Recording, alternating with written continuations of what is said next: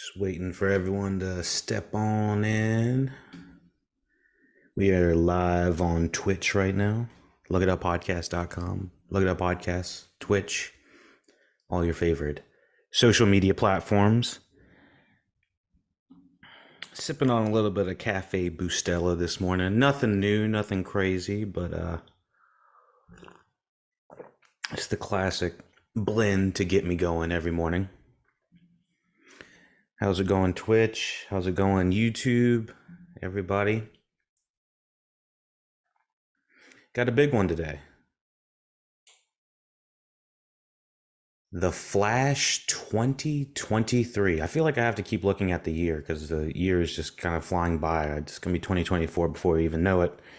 But yeah, so we have a non-spoiler and spoiler review of The Flash getting ready to come up here pretty soon.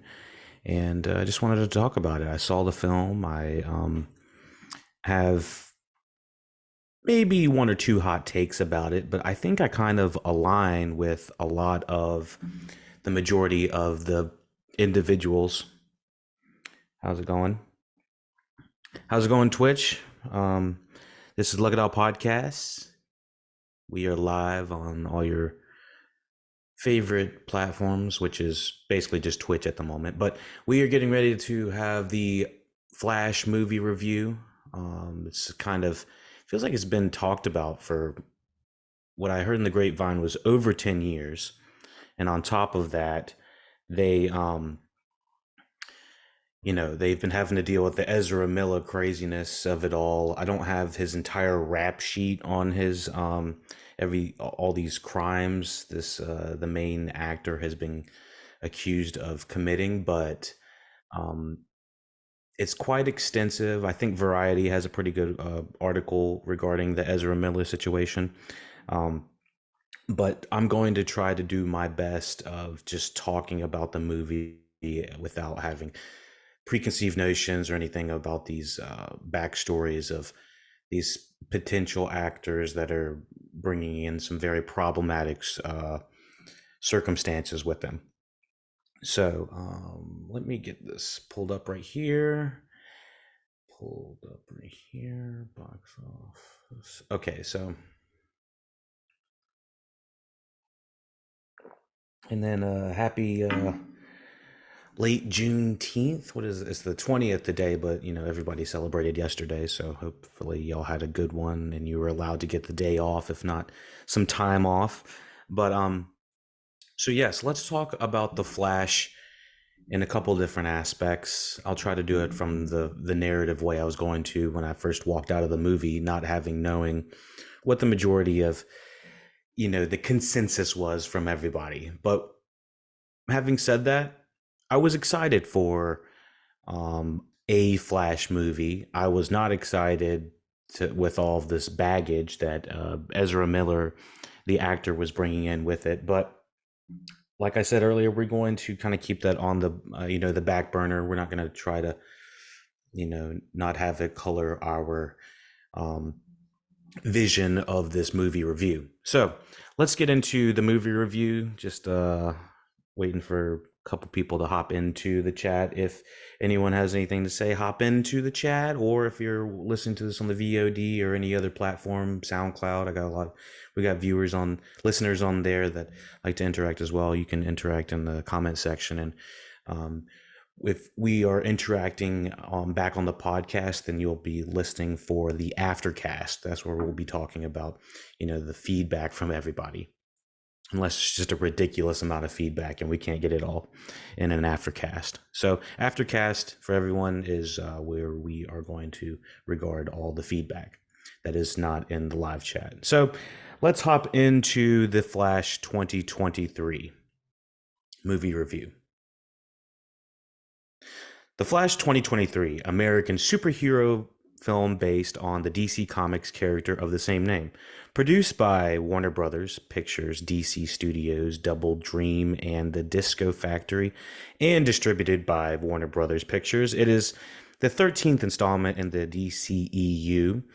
The film is directed by Andy Muschietti, the same director as the most recent It movies, which I really enjoyed, and he's got kind of an eclectic style that kind of resembles a little bit of Del Toro esque nature. I like Muschietti's vision in most of his movies. He also directed the 2013 and wrote the 2013 movie Mama.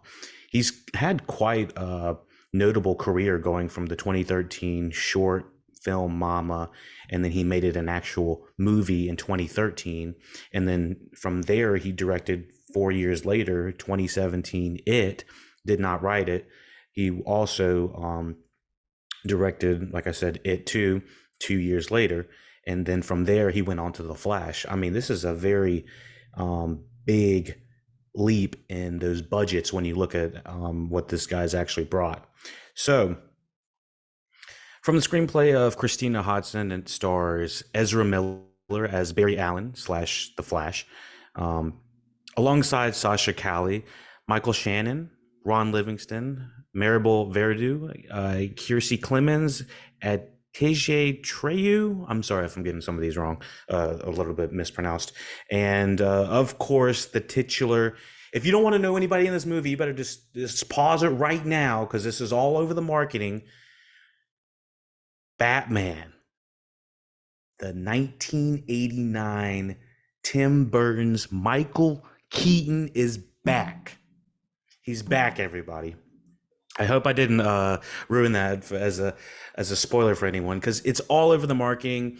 Anyone that, if you look at the cast, if you look at the trailers, if you look at anything, they wanted this to kind of go in very much headfirst as a Batman movie, then a Flash movie first. I mean, take away all of the backstory of what's been going on with the Ezra Miller crime spree, so to say. Like I think all of this is, some of it has been settled, some of it hasn't been settled. Like he was going on a rampage in Hawaii, and then there's like random videos of him assaulting some random women, but we didn't know if it was like a joke, a prank, or if it was actually happening. No one knew what was going on. It was very unclear, and it seems to be unsettled. And WB, does not want that obviously to be leading the forefront of the promotion of the Flash. Now, there's a couple aspects of this movie that it's going to be interesting to talk about this from, but the anticipation going into this movie was ridiculous. That James Gunn has taken over of the DC. I think it's not the DCEU anymore. It's just DCU, I guess. The studio head as like the and I think, is it Peter Safran, the other guy? So he's the new vision of the DCEU for the next at least probably 10 years, give or take, because they need that long to plan all these movies out, create all the movies, and have all these contracts start and end, yada yada. But since then, The Flash was basically already in post-production. I want to say that it was either finished shooting or it had been close to finished shooting around 2020, 2021, right when Ezra Miller stuff was kind of finishing up, or all this stuff was coming out about him. And so the one thing I do want to say is, I don't think the general audience knows about this actor and his troubles unless he's just been blasted all over the news, and I have just been missing it. I honestly think that the reason that The Flash is opening to a disappointing 55 million, as opposed to, I think they had predicted around 75 million box office opening, is mostly because, in my opinion, the lack of anticipation for the majority of these DC movies has been kind of waning for a while. I think that's a big factor. Another factor, I think, is the Flash is not exactly, despite I think it was a 10-year run, 10-season run maybe, of the superhero show. I have not watched it, but I hear it's great and it's very accurate, comic book accurate and stuff like that, CW.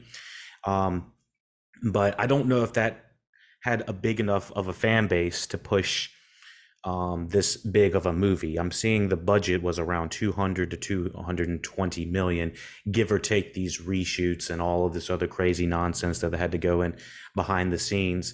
But plus all these payouts they're probably having to do because of the Ezra Miller situation. Um, it's not a cheap movie. It's obviously expensive as hell to make. It's got a ton of cameos. Despite listing all of those individuals, there's still a ton of Easter eggs and other cameos from other actors and other parts of the WB franchise that they had to pay too. So everyone needed a cut of the check. So it's an expensive ass endeavor. I don't know if it had that big of a fan base originally, and I think they might have put a lot of eggs in their basket alongside James Gunn coming out and saying, you know, Tom Cruise has seen this movie. It's the best movie since who knows. It's the best superhero movie since The Dark Knight. Everyone was that all these pre-screeners that people had seen were overhyping the hell out of it. I was kind of going in with a little bit more of a grain of salt. I was like, okay, maybe the movie is good, but is it really that damn good? And after seeing it and kind of sitting on it for a few days, I'm actually glad that I didn't go and immediately give a review on this, because having removed a few days from it, thinking back on it, having a little bit more of not just kind of being like shell shocked a little bit, because there are some great scenes. I'm not going to say that this is a bad movie at all, but having some time to kind of reflect on the plotting of it, and does some things make more sense than others? Yeah, I honestly think that a couple um I mean, obviously there was an icing out of certain actors in WB, and I'm trying to anyone that's in the know of the WB Warner Brothers Justice League kerfuffle of all of these different actors, and um, know that it didn't exactly all work out, especially from certain actors coming back and certain actors not coming back. I'm kind of dancing around who I'm talking about because I don't want to give any spoilers at this moment, but we'll talk about it in the spoiler section here coming up. And so let's talk a little bit more about the development of this. But overall, the reasoning that I think this is opening up to kind of a lower box office. I'm not sure if it had the fan base. Obviously, the Justice League does not have as much reverence in the last 10 years um, as the Marvel movies, if you want to compare the two. There is some signs of superhero fatigue. I think on top of all of this, the other thing is um, movie tickets are expensive. This was a jam-packed last like 3 or 4 weeks. Within the last I'd say at least month, we've had Transformers, we've had Spider-Verse 2, we've had The Flash, and then on top of the family movies in between, like Elemental, that has gotten hardly any promotion. That all of these movies are kind of collapsing in on each other, just coming out so quick, back to back to back.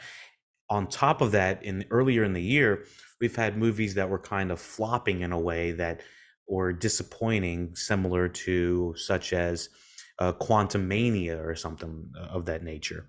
And so I do feel like there's a multitude of factors of why The Flash is not performing super well.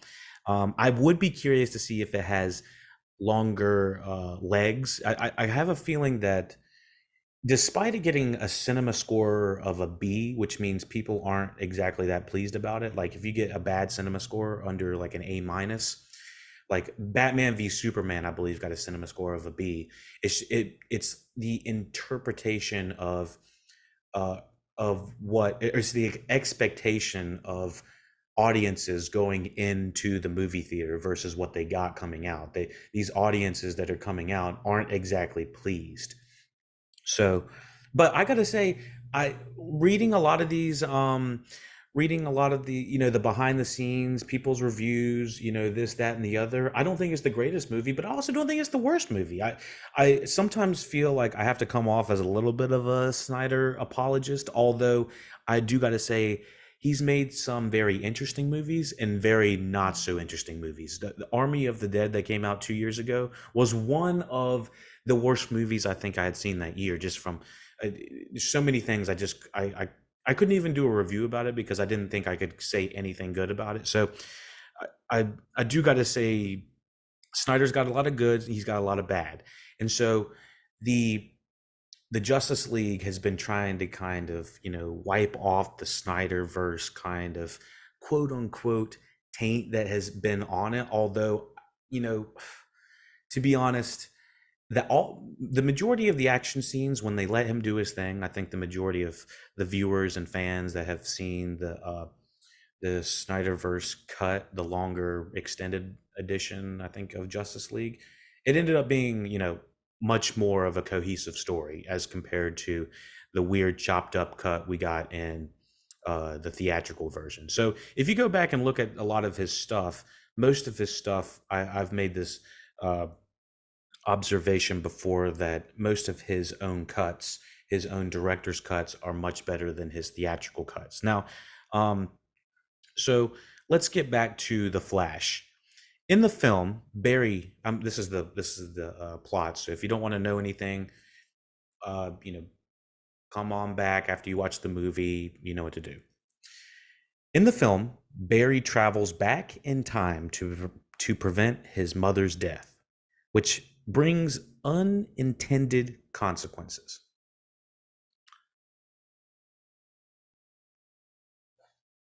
So, with saying that, the whole deal of this is essentially if you've seen almost half the movies dealing with the multiverse in the past 2 to 3 years, it's the same damn plot. Now, that's not the Flash's fault immediately. I don't want to put this all at the feet of the Flash, but it does feel very much like we are getting some. Uh, I'm not going to give. It's hard to talk about this if you haven't seen other movies, and I don't want to really spoil them. But if you've seen other recent movies dealing with the multiverse, the Marvel movies, even the Sony led Marvel movies, all of them, all multiverse, all of them are dealing with some sort of multiverse time travel esque. Got to go back and save the past. Um, Endgame even had some sprinkles of it. I'm trying not to. I'm trying to be kind of vague about it, but to be honest, there's been at least 5 or 6 movies since 2018. Was that when Spider Verse opened up the multiverse? I think I feel like that was the movie that really opened it up. But that and Infinity War. But ever since then, we've got this character that needs to go back and fix the past to fix the future. It's Back to the Future. Everyone has seen this plot, I'd say multiple times over the course of multiple films. And it, like I said, it's not the Flash's fault. If this was in development for over 10 years and they had done it first, then they would. It's all a multitude of which one came out first and obviously which one's done it the best. My whole thing is I don't necessarily think what the Flash has done is necessarily bad at all. I don't want to sound like I'm an apologist for it, but I also don't want to sound like I'm super cheering it on because I do feel like there are like a subsection of problems. My thing is I think the positive definitely outweigh the negative, and I'm glad it exists, and I think it feels like a very complete puzzle. Sorry, complete piece of the puzzle that this era of the Snyderverse needed to kind of, you know, cap itself and push it away, kind of thing. I do think that this movie leaves it in a state that makes sense for them to just kind of scrap the entire Justice League's, the cast and then start back over. Um, Not crazy about the idea, even though I think Miller does an amazing job as the Flash. I'm not crazy about him having this rap sheet and still being lauded as a movie star. I have like fundamental qualms about like if you're in the spotlight and stuff like that, and you have these really terrible allegations. It's different. It's different if it's minor stuff, and it's obviously you're not hurting people, but it sounds like there was some terrible shit going on behind the scenes, and I just don't believe that you should you should be granted the ability to be in the spotlight and paid millions and millions of dollars on top of it, um, knowing all of that's true. So I hope it's not true, but if it is, that's for another story. Let's just stick to the acting of it all. How did they do on screen? And I've probably said a few times, I might have mispronounced or I might have misspoken and said he. Um, Ezra Miller goes by they them, so bear with me as I'm trying to adjust my vocabulary and learning how to adjust for that. So sorry about that. So yeah, the story is by John Francis Daly, same the game night guy. I'm pretty sure he was the same guy. He's the Freaks and Geeks kid, and I believe he also recently. I don't know if he directed, but I think he definitely wrote the Dungeons and Dragons movie, which I actually liked. I thought that was actually pretty good. Um, I thought John Francis Daly actually was pretty good. Let me see. Filmography, feature films. Yeah, so this year he had Dungeons and Dragons, which he did direct and he did write. Also EP on there too. Um, so yeah, I generally like his stuff. I think he's very in the know of uh, kind of Easter egg type stuff. And this movie definitely needs to have that kind of nerd hat on. You need to have the guys that know their shit behind comic book number 456, the Flash came back and he had a flashpoint, it's all that shit. So I do want to be upfront that I'm not 100% a comic book nerd. I don't think I've read a comic book through maybe twice. So it's not like I have anything against it. I just never got into it. I was more of a video game guy, so I just never got into that side. But um, so we are going to be just discussing The Flash very much based off of the viewer's perspective. I've watched a little bit of Justice League, obviously, when I was a kid, was um, one of my favorite shows. I used to love the animation style of the DC universe. I was never a big Marvel head actually growing up until obviously Iron Man opened that door, blew the door down. But the the Flash, the Green Lantern, the Batman, the Superman, I used to love the iconography of that growing up. So I do have like reverence for the DC universe. I've been mostly mixed feelings on the last 10 years of it. So um overall, I got to say that this movie is on the upper tier, upper echelon in my opinion for just it being an overall fun time at the movies. I'm going to try to critique this way more as a casual moviegoer going into this than like a harsh critic would probably be doing. Mostly because this movie kind of has to be taken with a grain of salt with so many caveats to it. So let's talk about this a little bit more. Development of the film featuring The Flash began in the late 1980s with multiple writers and directors attached to the project through 2014. The film was then redeveloped as a part of the DCEU with Miller cast as the title character. Multiple directors were attached to the film over the years with Seth Grahame-Smith, Rick Famuyiwa, and the duo of John Francis Daly and Jonathan Goldstein, all departing the project over creating creative differences. Oh, I guess John Francis Daly and Jonathan Goldstein weren't on the final cut. They must have had some stuff in here though. Muschietti and Hudson joined the film in July 2019, and pre-production began in January 2020. The film is influenced by the comic book storyline Flashpoint, featuring multiple DC characters, including, this is going to have some quote unquote spoilers for the cameos that are in this movie. So if you really don't want to know anybody in this movie, just kind of, pause, come back, and we'll discuss the rest of them because I'm about to talk about a couple of these cameos.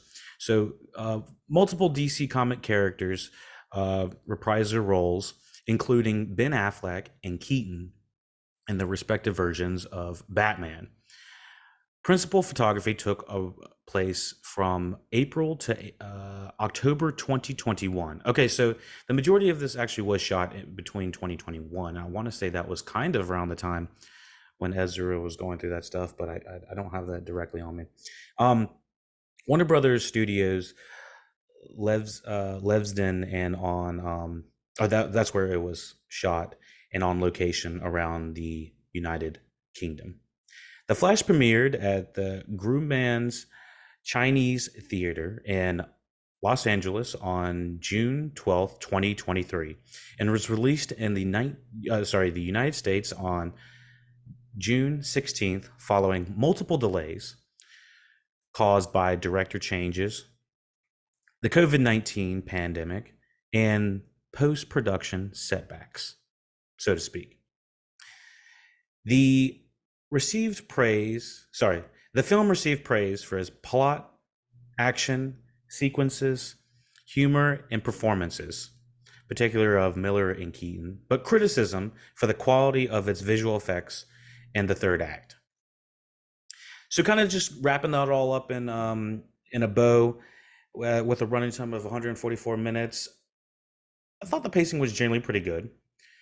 The CGI, obviously, that's going to be talked about for the most of the criticism for the people that didn't like it, as alongside of the cameos and Easter eggs that happen in the third act.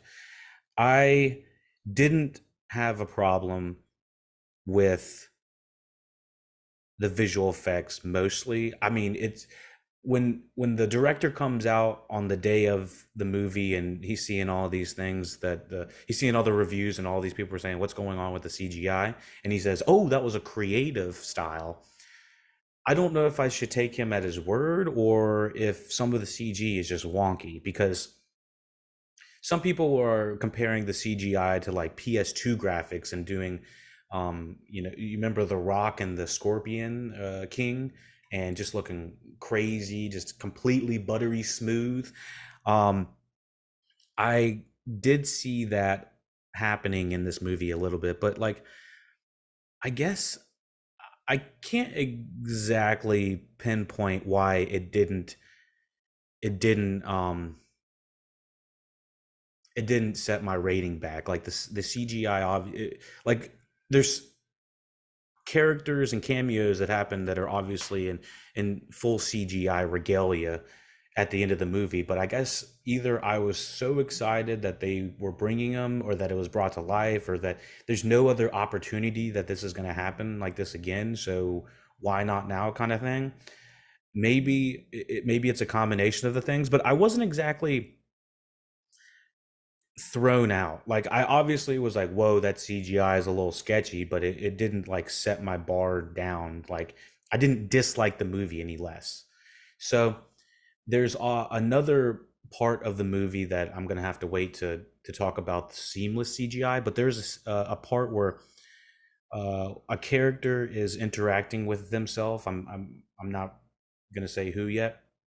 A younger version of themselves, and I'm not gonna say who, but it is seamless. And I think anytime that's happening on screen, it's absolutely seamless. And I think those are the types of CGI points that you need to kind of grant them, because obviously different studio houses and different visual effects houses um, use different parts for different elements of their movie. Some do the background, some do characters, some do individual characters. It's all very dependent on what studio house is working on each piece of CGI. So um, I'm not going to harp too much on the CGI. It didn't bother me to high hell, but I will say that it was noticeable. And given how long that this movie felt like it's been in production and kind of just been sitting on the shelf waiting, uh, I felt like it probably could have been worked over maybe a little bit more, but it's whatever.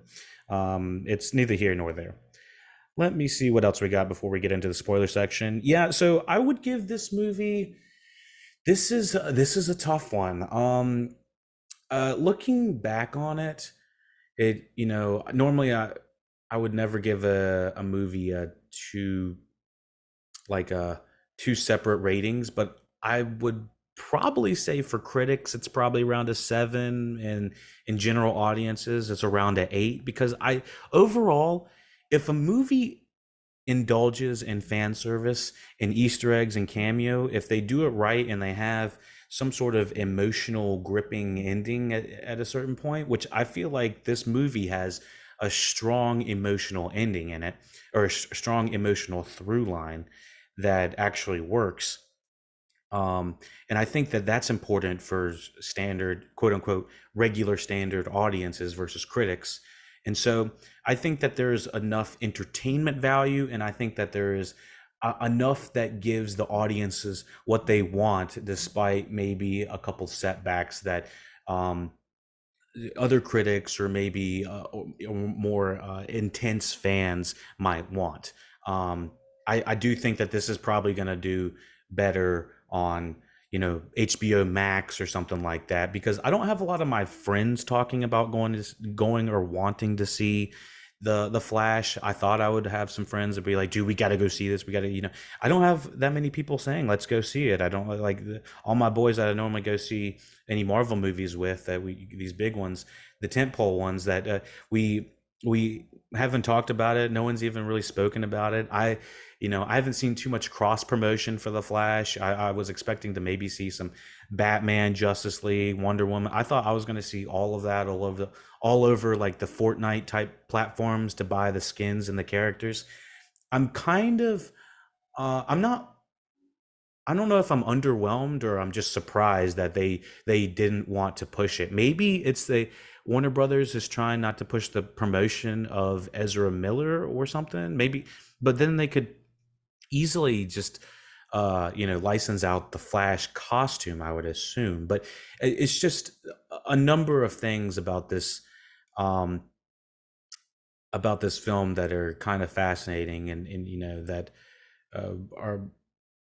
are curious, in my opinion, about why this movie's not exactly performing to its max. I also think that on top of that, Michael Keaton, wonderful Batman. I think he's probably a large subsection of the majority of people's favorite Batman. But this movie, my Michael Keaton's Batman, I don't think that that's a millennial Batman, in my opinion. I might be wrong, or if it is, it's split down the middle, because there was no consistent Batman growing up, I don't believe, until for like 5 or 6 years for many millennials. So the earliest ones they would remember would be like the goofy Batman and Robin ones, or they would maybe they might. I just don't know if Michael Keaton is considered the millennials Batman. I think that, in my opinion, the one I remember the most. I don't know if he's necessarily the best Bruce Wayne, but Christian Bale was the one that I grew up with. So that's the Batman I have the most reverence for. This Michael Keaton is more of a more recent attachment to that performance, and uh, I'm not saying one's better than the other.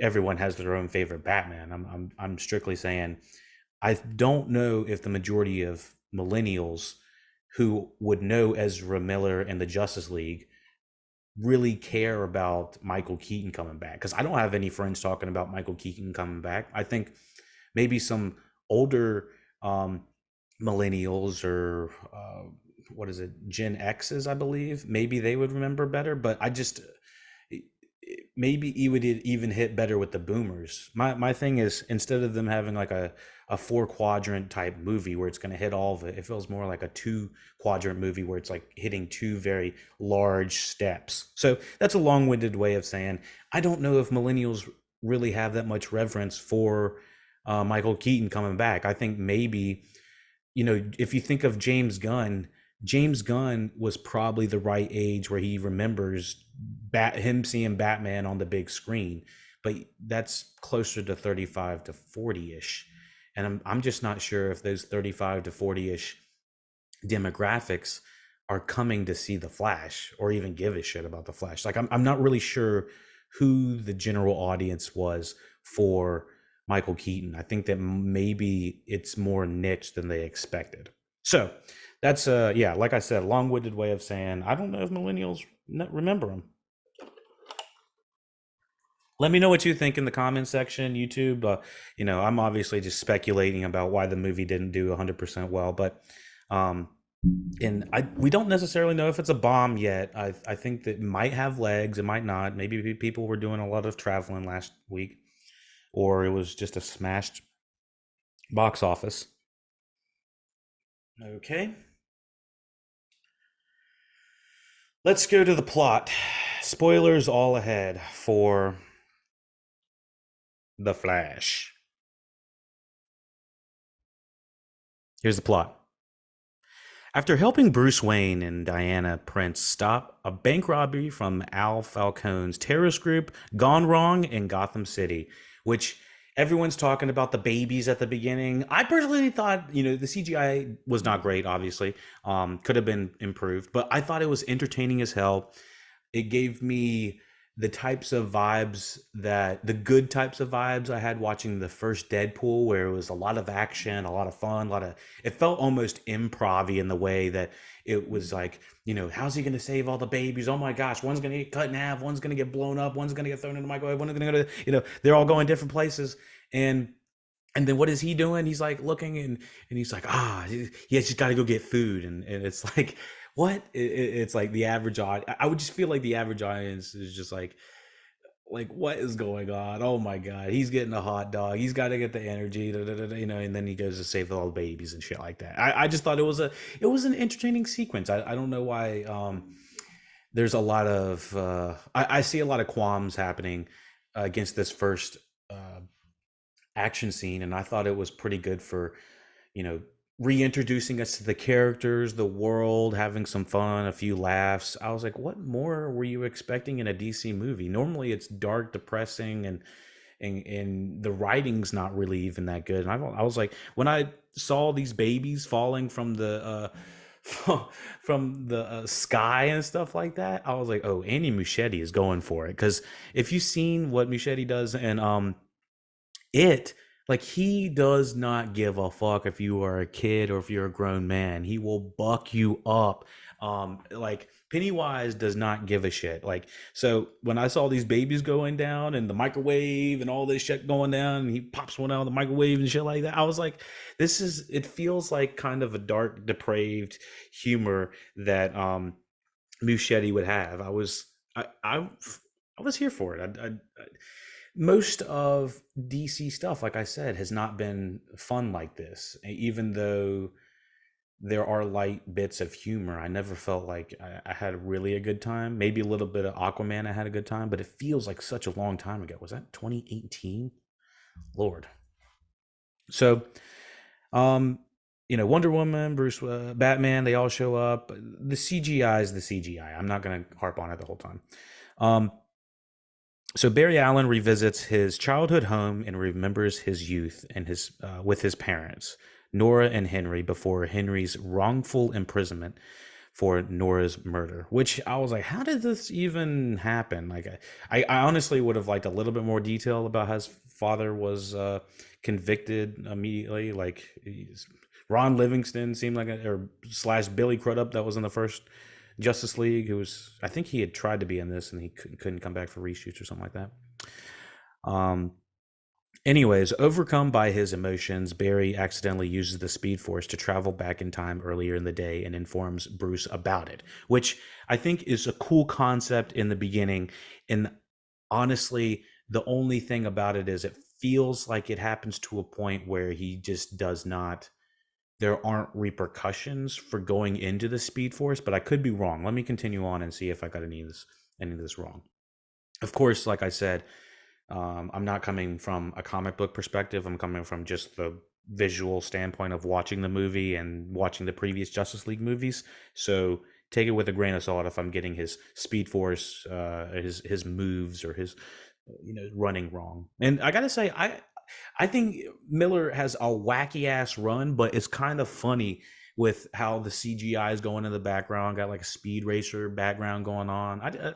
I liked the visualization, and him popping up in this Speed Force and the bubble and the the Coliseum looking thing with all the people kind of going in CGI motion and stuff like that. I was like, yes, it's a little bit wonky, but on the other hand, I understand the notion of him going into the Speed Force, and it was happening at a pace where it was easy for the audience to understand.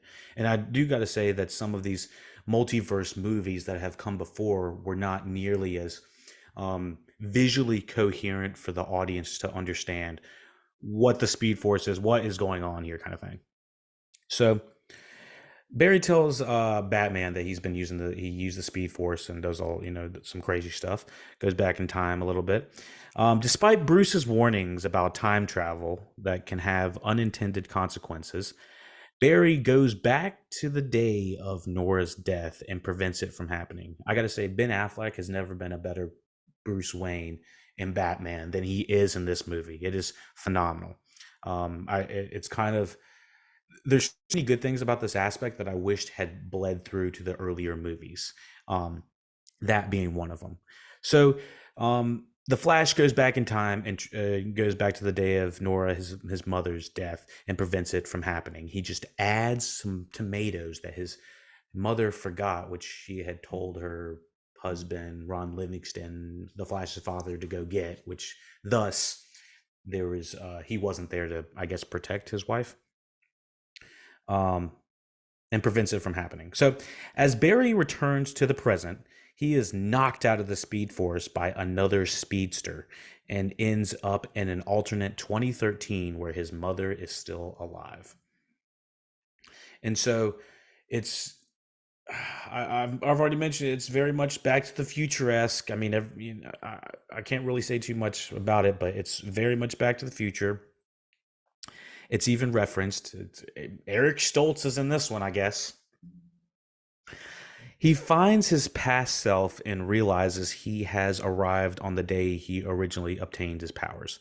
So, this is an important day. One, for the viewer, the audience, and obviously the story, the character, all of that. But the main thing is the CGI. Now, I said I wasn't going to harp on it. Now, let me say something positive about it. The CGI of the old and young Ezra Miller, first of all, the acting, I got to say, having seen Shazam 2, where the whole premise is a young kid can Shazam himself and he turns into a damn Superman looking, let me rephrase that. He turns in, maybe not a Superman, but he turns into a Zach Levi wannabe Superman lookalike.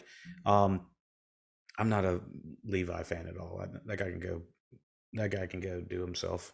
I've that guy is terrible. I don't want to go on a rant on him, but if you look at some shit that guy's been up to, it's not great. It's not great. So the whole premise of that Shazam 2 movie is he has to act like the younger actor has to act like the older actor, and the older actor has to act like the younger actor. That's not happening at all in that movie. But this performance between Miller and himself, or whoever his double was half the time, it was believable as hell. The entire time I was like, how did they get a younger Ezra Miller there, standing right beside him, wrestling with himself, punching himself, like interacting with himself in so many ways that I didn't even question it. I remember seeing this, and Ewan McGregor plays two different twins, I guess, in Fargo, and I was like, how did they do it there? But it never feels like this. This is like a different level of seamless. It just to double the main actor twice is just kind of a crazy notion, in my opinion. But I bet that was it took a lot of planning and a lot of like thinking from the director's standpoint of how you actually execute that. So I got to say it was done well, in my opinion. I got to say, before we go any further, when he's knocked out of the Speed Force by this random speedster when he's trying to go back home, and it's like this dark, shadowy figure, instantly I was like, yep, that's definitely Evil Barry from the future or something like that. I was like, if anyone has ever watched a time travel ass movie it's like, what the fuck are you gonna find at the end of the tunnel? And it seems like it's always the same thing. And I'm not. It, it does fall into some of these time travel tropes, and I had just wished that it didn't. Barry and his younger self go to Central City Police Department, where Barry forces 2013 Barry to be struck by lightning in order to recreate the accident that gave him powers. And like the whole time, young Barry is just like bouncing off the walls, explaining how Justice League mostly isn't there. I think Batman is. But it's just all this like fish out of water type stuff. Old Barry's interacting with his had interacted with his parents who are both alive and not in jail, so that's okay. But having to deal with young Barry acting all wacky and stuff like that, he's like, all right, I gotta fucking fix this. I gotta give Barry the powers so that I end up with the powers. Both Barrys end up getting struck by lightning, giving 2013 Barry his powers, but causing Barry, our Barry, to lose his own powers in the process. Now, this has happened in multitudes of superhero comics. They always love to give the powers and take the powers so that they can't, escape the world, or they can't, fly away from their problems. So we've seen this a few times. Hell, even Spider-Man has had this problem. But seeing 2013 Barry gain his powers is kind of like a short origin story for a little bit, and him just going nuts and wild. And older Barry is constantly talking to him, his younger self, and saying how annoying and of a person he is. And it feels like us as the viewer almost talking to Ezra Miller as himself. It feels like you know a meta commentary about how a lot of people feel about Ezra Miller, unfortunately, um, or their self. So um, the as Barry struggles to train 2013 Barry on how to properly use his powers, the two of them see a broadcast by General Zod, who is preparing to invade Earth. So at this point, I believe we have fallen into basically the back end of Man of Steel, except Superman is not in this world, or he's not been brought to this world ever. Or he had not grown up in, you know, Metropolis, I guess. Is that what it was? So the Barrys attempt to assemble the Justice League but are unsuccessful, as in his timeline they are unable to locate Diana. Victor Stone has not been in his accident yet, and Arthur Curry was never born. The two travel to Wayne Manor hoping to find Batman, but instead find an alternate, older version of Bruce Wayne who has retired from crime fighting. They convince.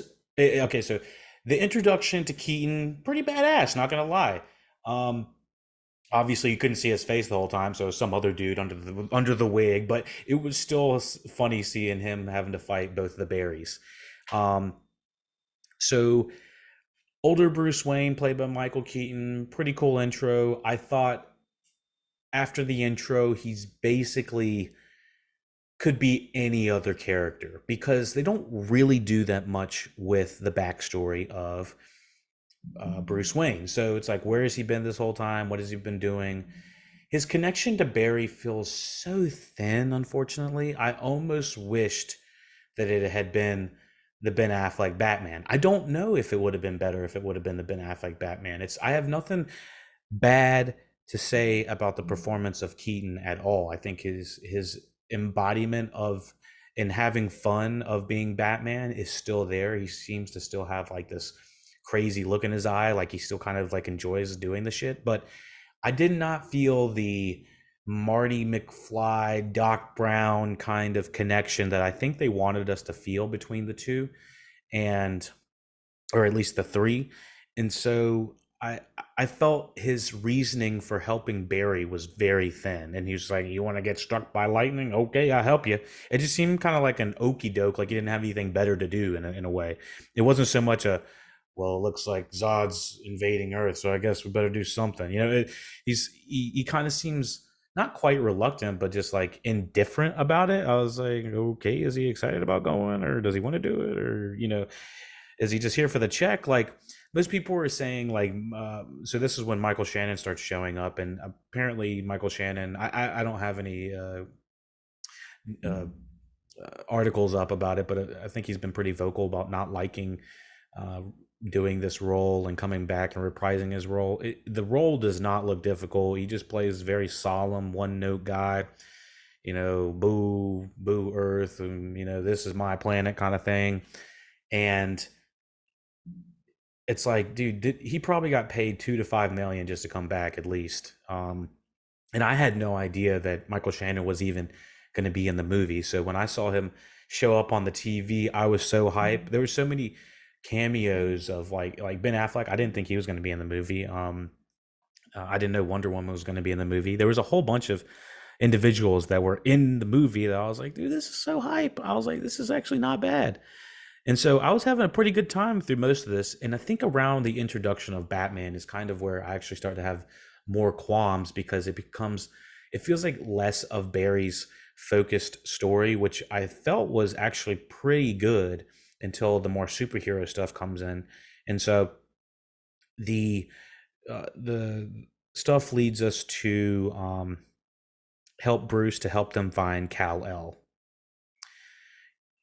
And I gotta say, the pasta that the spaghetti or whatever Bruce was cooking up, Michael Keaton was cooking up for Miller, looked disgusting. It looked absolutely disgusting. I was like, what is that? Doesn't look good at all. My lord. And so, using a backdoor connection to NASA within the Batcave, Barry and Bruce are able to locate a Kryptonian pod that was recently discovered in Siberia. Upon arrival, they instead find Kal-El's cousin, Kara Zor-El. I think that is played by. Is it Maribel? No, that's not her. Maribel Kersey Clemens? No, it's not her.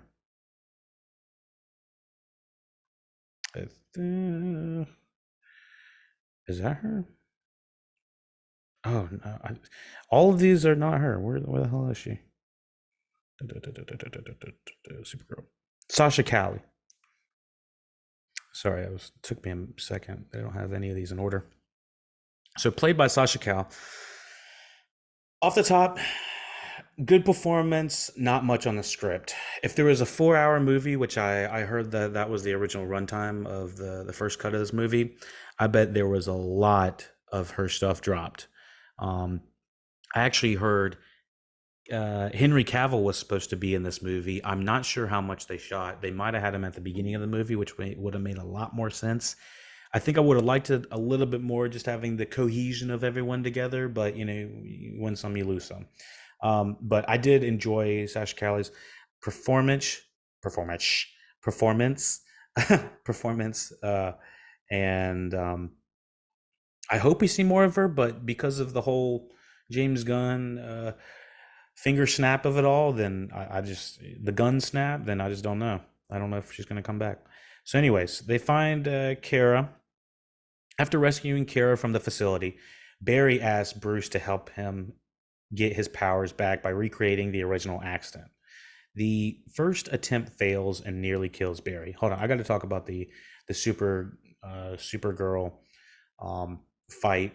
It was pretty badass. I mean, it was punch him up. Got Batman in it, shing shing shing shing. Flash doing his thing, kind of fucking shit up. But and the other Barry didn't have his powers, but still, I thought that the Supergirl shit was pretty cool.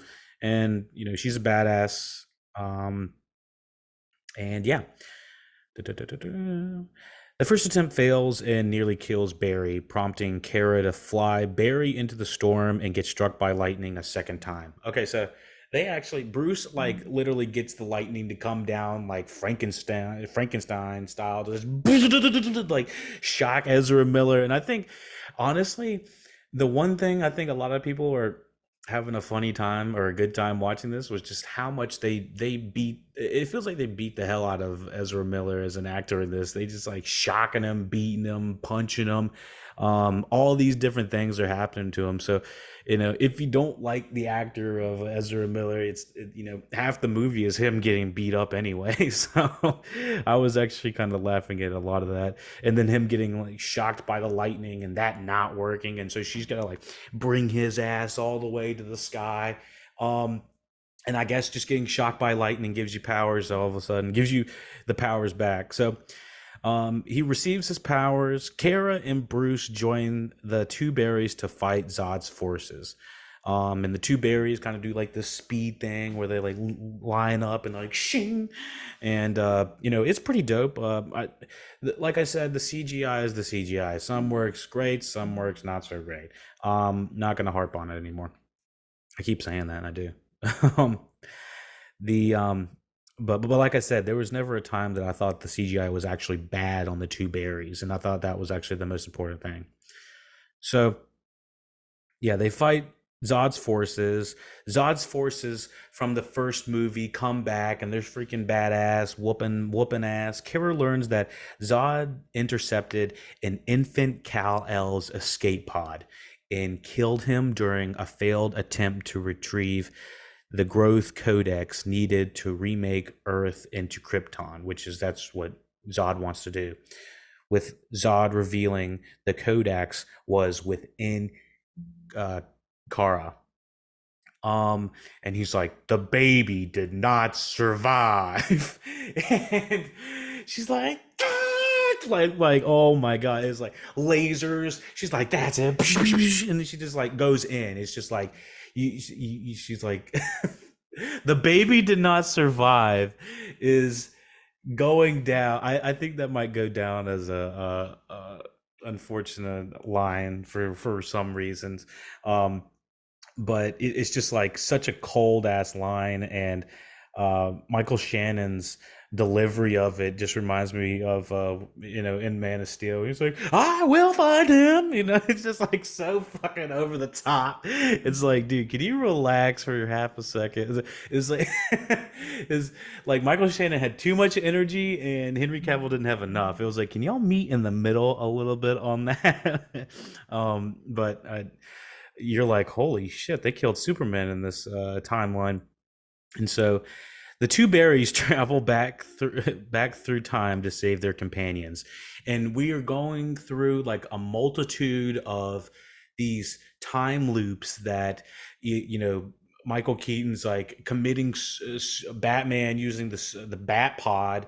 He's like, I'm taking a few down with me, and it didn't even feel necessary that he had to do that. I was like, can you escape the pod of some sort? And I love how the airplane of the pod, the outside of the actual pod would spin, but his interior would stay straight. I thought that the tech in this was really cool. Anything from seeing Barry's suit have the calorie monitor, energy monitor, to anything of that was happening with all the bat suits and the bat cave and all of the technical things that this movie had going for it. I thought with the gadgets and the gadgets and stuff like that, I enjoyed all that stuff.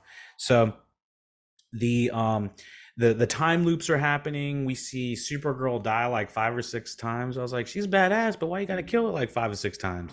And so Barry's continuously going back in time all these different times, and you see like younger Barry kind of turning into an asshole. And so you're like, can you relax for a second? So they go back repeatedly, back time through time and time, but always failing. As 2013 Barry travels, the multiverse starts to collapse in on itself.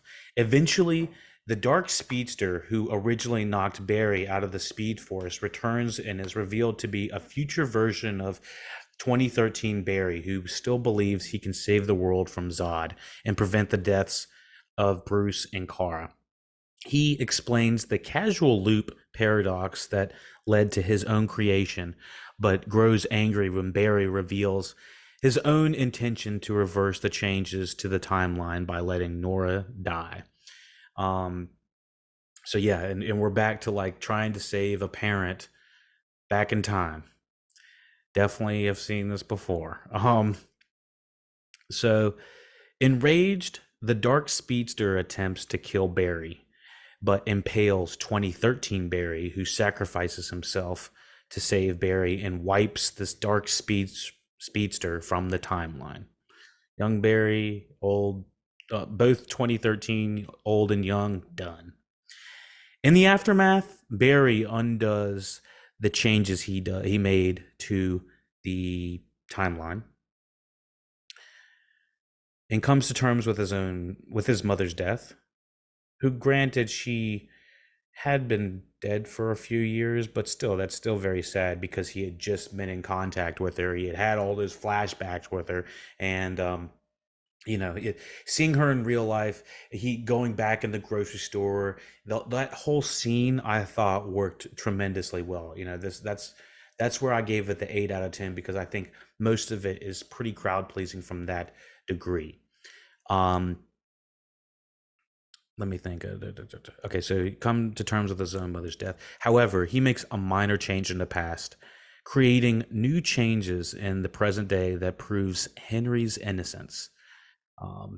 After returning to the present, helping to exonerate Henry, Barry is contacted by Bruce, aka George Clooney, from Batman and Robin, whose appearance has changed once again as a result of Barry's timeline change.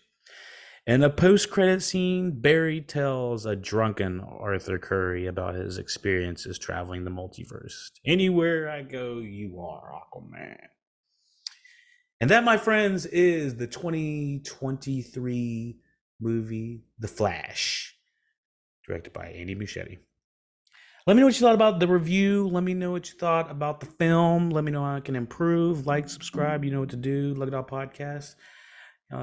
Stay tuned with us on your favorite podcast provider, whether we're on SoundCloud, YouTube, Twitch, or anything else, whatever the social media preference is in your universe. We are probably on it. Spotify, even on that too. So, any questions in the chat? If you do, we'll stick around for another 30 seconds to a minute. If you don't, we are going to head on out, bag it and tag it. Anything else we want to discuss about The Flash? Like I said, most of these articles are coming out with saying $55 million debuts, not great on that high of a budget. Let me see. Oh, I didn't even mention about the big cameos at the end. There is mass cameos of that I had a wonderful time when he's going through the Speed Force fighting evil 2013 Flash at the very end. We see like 20 different variations, maybe 30 different variations of all these different casts of Superman, from Christopher Reeves to Nick Cage fighting the giant spider that Kevin Smith had made or something like that. It was like it was a joke or a comic or something like that. I can't remember exactly what happened, but there was an amalgamation, an oversaturation of these cameos that I was absolutely here for. And I understood that the CGI obviously was not 100%. The thing was, I just had such a good time seeing the visualization of it. I was like, I don't even care. I was like, when are y'all ever going to get a time to do this again? This movie is so ridiculous and it's going for such a high level of entertainment I want to say like it's more of like a crowd pleaser, that I think that it actually works. It works on a lot of levels, and the qualms, in my opinion, are pretty low. So, yeah, let me know what you thought about the movie, the review, everything else. LuckyDogPodcast.com. Let me know how to improve. Thumbs up, subscribe. You know how to support us. We are also on patreon.com/LuckyDogPodcast for the full review. And retro reviews, anime reviews, all of that. Support us with less than the cost of a cup of coffee. So, thank you for listening, watching LuckyDog Podcast. Take it easy.